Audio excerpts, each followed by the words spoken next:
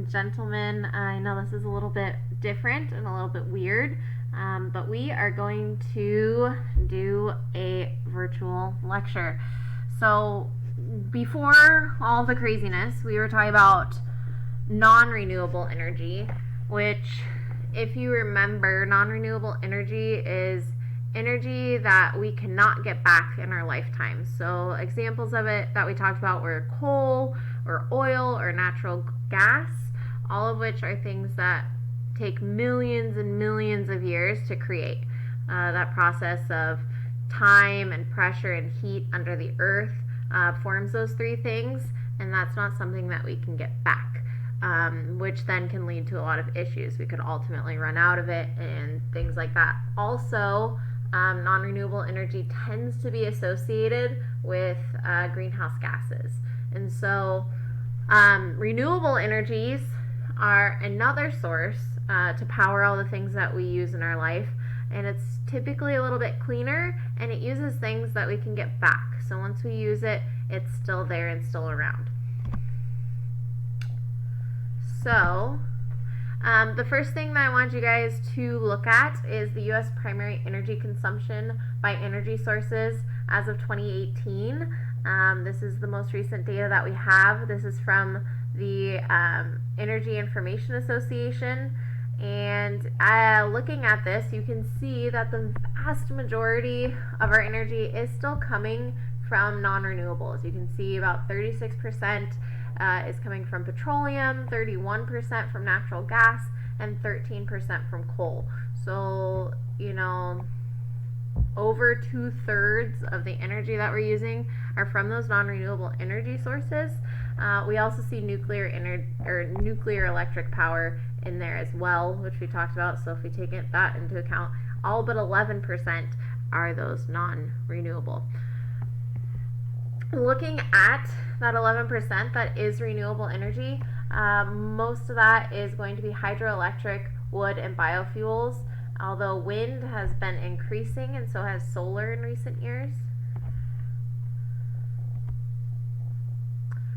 So we're going to talk a little bit about the history of our renewable energies and our energy use in general. So until the 1800s, most of the energy that we were getting to cook and light and heat things was coming from wood, from timber products. And so here in Washington State, that's awesome. We have a bunch of wood available.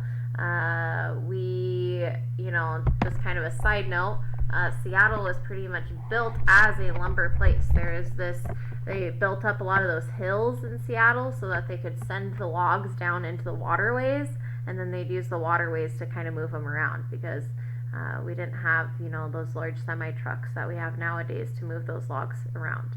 And so people often in their homes had these wood-powered stoves. I have a wood stove in my house still.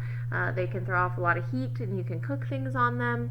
And so that is where most of our energy until the 1800s was coming from, was from those solid biofuel, or solid biomass, which essentially is our wood. In the late 1800s, so kind of around when the Industrial Revolution was starting to happen, there's a shift towards fossil fuels. So we shifted away from using wood to get our electricity and our energy and our heat, and now we started to use coal, petroleum products, which come from oil, and our natural gas.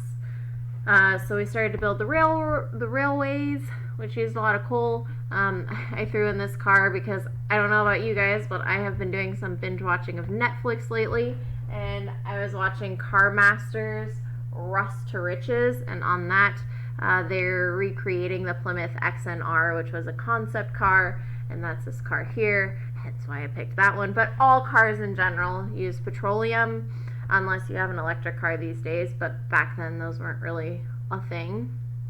And we're using those fossil fuels to get electricity to homes and for factories as well.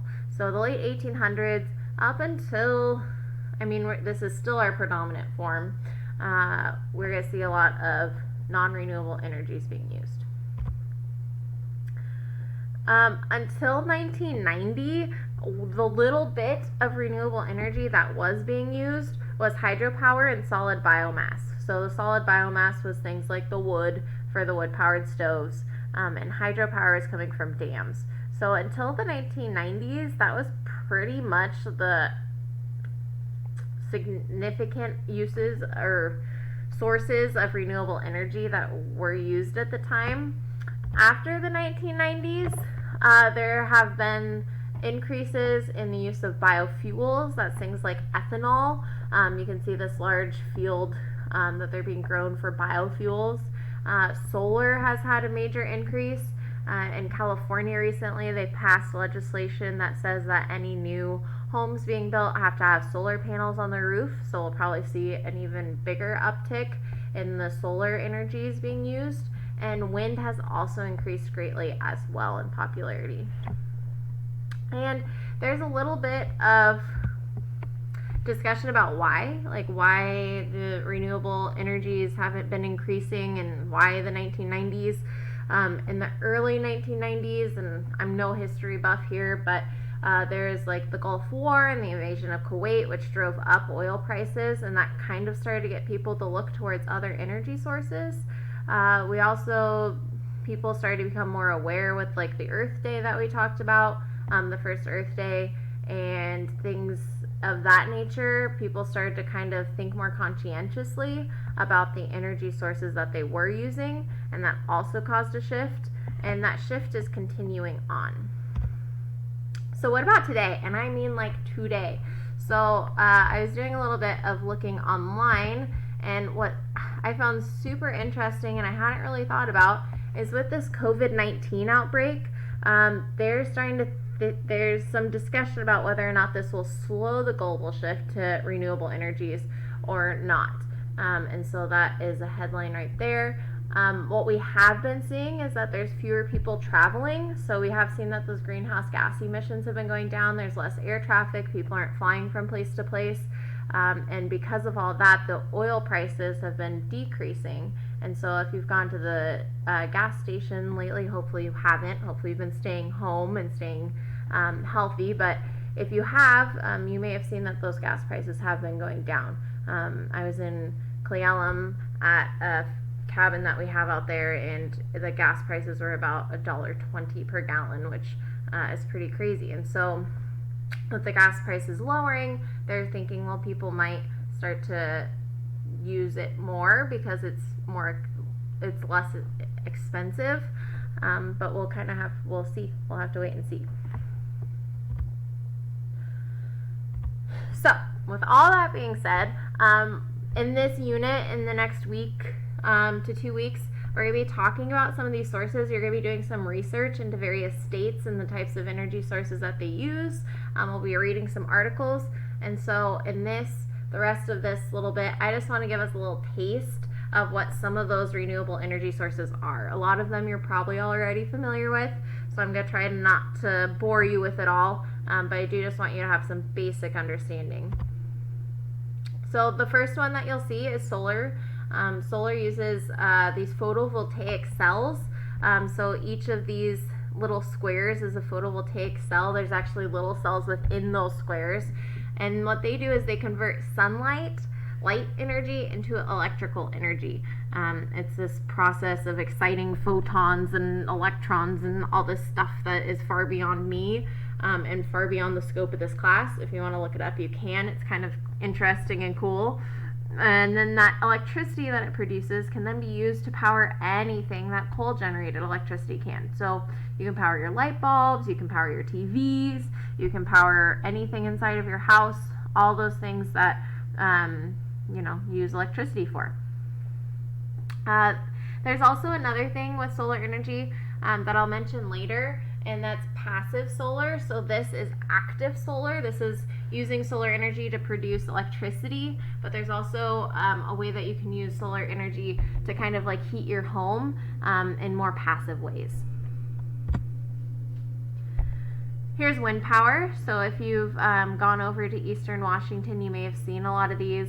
My field site, when I was working in Walla Walla, had a lot of wind turbines on it. There's a story I always tell about my old professor.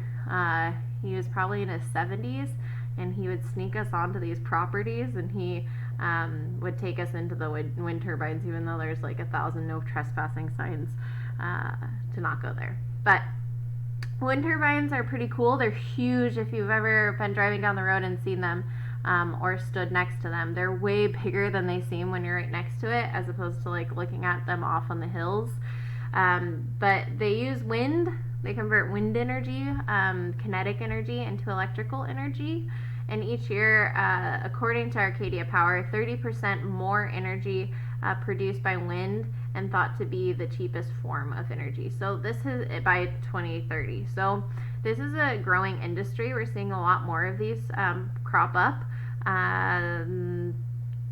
Pretty much wherever there's space to put them, people can put them.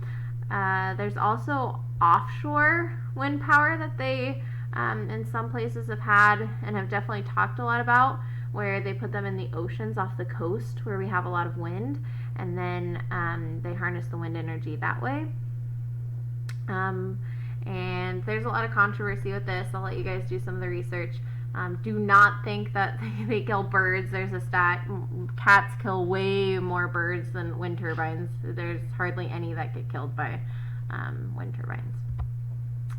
Here's hydropower. This is pretty significant for Washington State. If we look at this right here, we can see how much of our energy in Washington State is from hydropower, and it's quite a lot. It's close to 70% of our state's energy is coming from this source, and that's from dams. So it uses, again, kind of that kinetic energy, that motion energy of water to turn our turbines to produce electricity. And there's no pollution. The controversy with this tends to do with fish migration, especially if there aren't fish ladders nearby. It also is completely altering the course of the river, which can then cause ecosystems to change. The Elwha Dam in the Olympic National Park, they removed the dams there, and so they're kind of looking and seeing what happens to nature. Succession, which we mentioned earlier in the year, is happening there. So there's a bunch to talk about with hydropower that's pretty cool and fascinating. We have geothermal. So geothermal is all that energy that's inside the earth. Again, here there is geothermal that can be used to produce electricity. That needs to be pretty hot. It tends to be deeper down into the earth. But you can also use another form of geothermal, not to produce electricity, but to heat homes.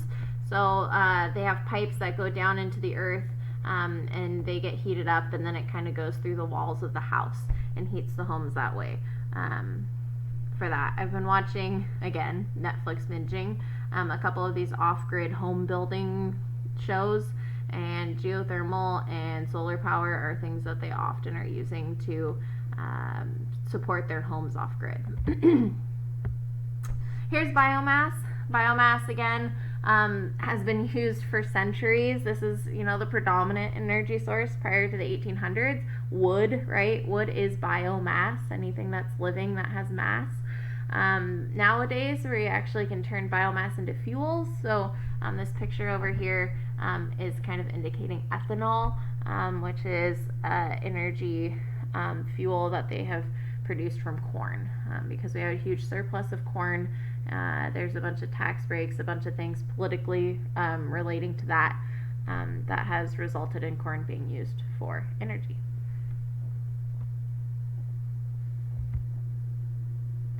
I'm starting to run out of time because I only have 15 minutes on this thing, so I'm going to kind of cruise through. So tidal is another form of hydropower that uses the tides, the energy of the tides, the movement of the water up and down to move our turbines. There's also that passive solar concept that I talked about. And then there's a couple of videos that I'm not sure I'll be able to get to. So I'm going to stop it there. Don't worry, we'll talk more about these things. We're going to do a little bit more research, but that is just your little introduction to renewable energy. I really, really wish that I could see all your smiling faces or your faces on your phones or whatever it is that you're doing right now. I do miss you, and I hope you guys are all doing well. Thanks for watching, and have a good rest of the day.